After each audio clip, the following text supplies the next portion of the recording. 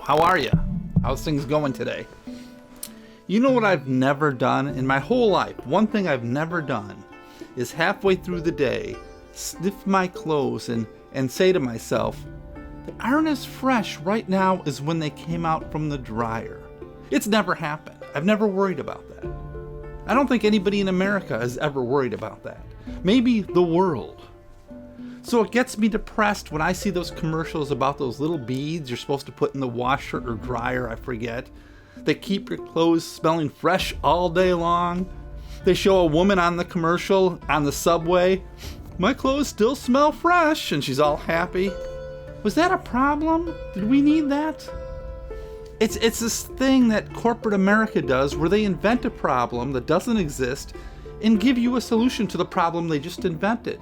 You know, I saw a commercial the other day for deodorant, not underarm deodorant. That makes sense. This was for whole body deodorant. They're trying to convince people that their whole body smells bad and their whole body needs to be perfumed. They show a commercial with a woman saying, I thought it was just my underarms, but oh, my body stinks. And then we're getting to a point where everything has to be perfumed. They sell little machines that you plug into your wall that have microchips in it so they can scent your house. You want your house to smell good? Make cookies or apple pie or a roasted chicken. Your house will smell wonderful. This whole question of everything smelling bad has gone too far. There'll be a commercial soon where somebody will go out to a garden with fresh flowers. They'll sniff the flowers and say, ooh, your flowers don't smell good enough?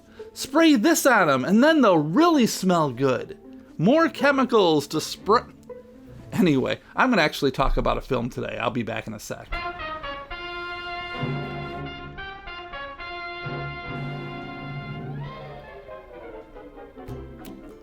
Sorry, just wanted to show off my TV's Frank mug from Mystery Science Theater 3000. But what I'm going to talk about today is the movie Rocketship X-M from Robert L. Lippert in 1950. Now, Robert L. Lippert lived from 1909 to 1976, and he owned a whole chain of movie theaters, or co-owned a chain of movie theaters, like 139 of them. And at one point, he asked himself, why am I paying all this money to rent films when I could just make my own? So that's exactly what he did. And he made a crap load of movies in his life, produced them.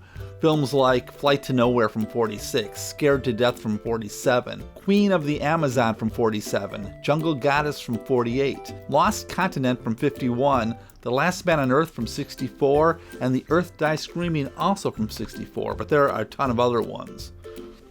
Now the thing about Rocketship X-M was it was rushed into production. You see, George Pal was making a movie called Destination Moon, and it was taking a long time to make at a very high cost. So Lippert thought he could capitalize on that by rushing his own sci-fi movie into production and getting it into theaters before Pal's movie.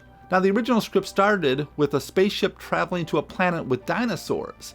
That changed, probably due to the rush and the expense, and he would later return to that in the movie Lost Continent the following year. So then the idea was a trip to the moon, but that was changed as well because they couldn't afford moon sets. I mean, most people knew what the moon looked like by then, but Mars not so much, right? It could look like Earth, who knows? He hired a director named Kurt Newman to make the film. Kurt lived from 1908 to 1958. He was a German-born director whose films include Kronos from 57, She-Devils also from 57, and The Fly from 58. He also directed like 4 or 5 Tarzan movies. Now Kurt gets credit for being the writer, but apparently Douglas Trumbo worked on the script. Trumbo lived from 1905 to 1976. He was one of Hollywood's most celebrated writers, but then he was blacklisted by the House on Un-American Activities for refusing to testify. By the time of this film, he had just finished serving 11 months in a federal penitentiary over being convicted for contempt of Congress. I guess his First Amendment rights didn't matter. Anyway, his involvement in this movie might be why the ending is so dark and bleak, dealing with nuclear devastation.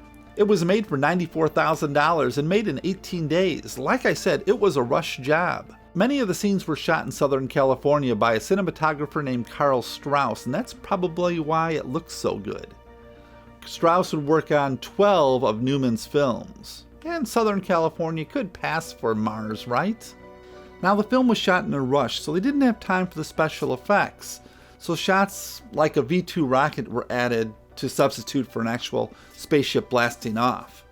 Now, interestingly, in the 1970s, Rocketship X-M was bought by a Kansas City distributor named Wade Williams, and he reshot a lot of the special effects. And apparently today the film you see is a combination of the two. I'm not really sure. Anyway, why I wanted to talk about this film today is that the spaceship had a female crew member, which was very refreshing for 1950.